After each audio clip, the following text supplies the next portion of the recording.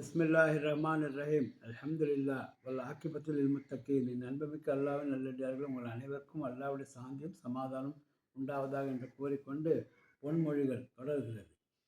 பெருமாள் ஸல்லல்லாஹு அலைஹி வஸல்லம் அவர்கள் இவ்வாறு கூறினார்கள்: என்னை பின்பற்றுபவர்களுக்கு ஒரு காலம் வரப்போகிறது, அவர்கள் இந்த 6 அம்சங்களை விரும்புவார்கள், மற்ற 6 அம்சங்களை மறந்து விடுவார்கள் என்று கூறினார்கள்.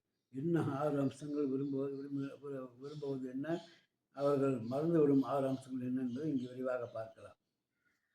படைப்புகளை விரும்புவார்கள், ஆனால் படைத்தவனை மறந்து விடுவார்கள். மாளிகைகளை விரும்புவார்கள், ஆனால் அடக்க ஸ்தலத்தை, கபரஸ்தலத்தை மறந்து விடுவார்கள். பாவங்களை விரும்புவார்கள், ஆனால் பாவ மன்னிப்பை மறந்து விடுவார்கள். இந்த உலகை விரும்புவார்கள், ஆனால் மறு உலகை மறந்து விடுவார்கள். வாழ்வை விரும்புவார்கள், ஆனால் மரணத்தை மறந்து விடுவார்கள். பொருளை விரும்புவார்கள், ஆனால் எளியோருக்கு உதவுவதை அவர்கள் மறந்து விடுவார்கள். நிச்சயமாக அல்லாஹ் மறுமையில் இத்தகையவர்களை விட்டு நீங்கி விடுவான் என்று பெருமாள் ஸல்லல்லாஹு அலைஹி வஸல்லம் அவர்கள் அறிவுரை கூறியிருக்கிறார்கள். எனவே இப்படிப்பட்டவர்களால் நாம் ஆகக்கூடாது. நாம் படைத்தவனைத்தான் எப்பொழுதும் நாம் என்ன செய்ய வேண்டும்? மறக்காமல் நாம் என்ன செய்ய வேண்டும்? அவனுக்கே நாம் உரிய வணக்கத்தை செலுத்த வேண்டும். மேலும் மாளிகைகளை விரும்பிக் கொண்டு இங்கே நம் அத்துத்துறக்கோன மாகாகுனா ஆமினின் என்று அல்லாஹ் கேட்பார். இங்குள்ள சுகபோகங்கள் நீங்கள் விட்டு வைக்கப்படுகிறீர்களா? யாருமே இங்கே நிரந்தரமாக இங்கே வாழப்போவதில்லை. நஹ்னு கத்தர்னா பைனக்குமுல் மௌத்த வமா நஹ்னு பிமஸ்பூக்கின் என்று அல்லாஹ் கூறுவார். நாமே உங்களுடைய மரணத்தை ஏற்படுத்தியிருக்கிறோம், ஆனால் நாமோ தோற்கடிக்கப்படுவோர் அல்ல என்று அல்லாஹ் கூறுகிறார். எனவே மரணத்தை நாம் வெல்ல முடியாது. எனவே நாம் இங்கே நல்ல அமல்களை செய்து அங்கே நாம் சென்று விட்டோம் என்றால் கபரிலும் சரி மறுமையிலும் சரி நமக்கு நல்ல அழகு, இதைவிட மிகவும் அழகான வசதியான இடம் மாளிகைகள் நமக்கு காத்திருக்கின்றன என்பதை நாம் மனதில் கோட்டை கட்ட வேண்டும். அந்த குறிக்கோளாக இருக்க வேண்டும். இதையே நம்ம நினைத்து கொண்டிருக்கக்கூடாது.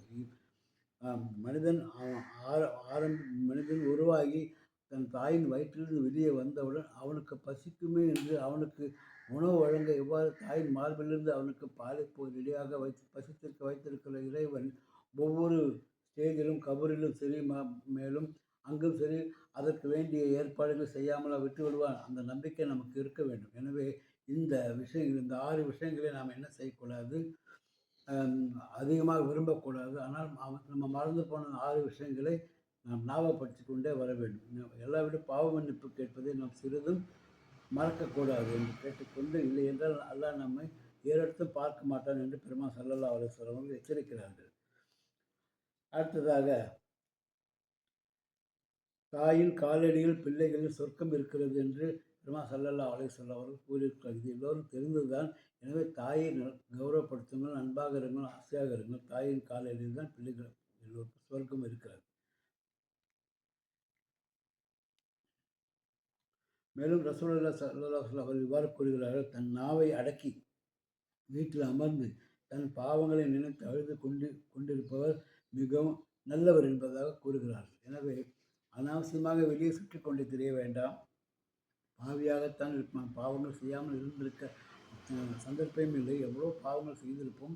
அந்த பாவங்களை நினைத்து கொண்டு அல்லாஹ்விடம் பாவ மன்னிப்பு கேட்டுக்கொண்டு அழுது கொண்டு வீட்டிலேயே தங்கியிருக்க வேண்டும் என்பதாக நமக்கு பெருமாள் ஸல்லல்லாஹு அலைஹி வஸல்லம் அவர்கள் அறிவுரை கூறுகிறார்கள். எனவே இத்தகைய இந்த அறிவுரைகளை நாம் மனதில் பதிய வைத்துக்கொண்டு நாம் பிறருக்கும் எடுத்து சொல்வதோடு குறைந்தபட்சம் குடும்பத்தினருக்கு எடுத்து வையுங்கள்.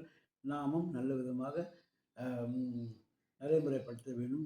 இந்த ஹதீஸ்களை நாம் ஹயாத்தாக்க வேண்டும் என்று கேட்டுக்கொண்டு வாய்ப்புக்கு நன்றி கூறி விடைபெற்றுக் கொள்கிற வாஹுதவான அல்ஹம்துலில்லாஹி ரப்பில் ஆலமீன்.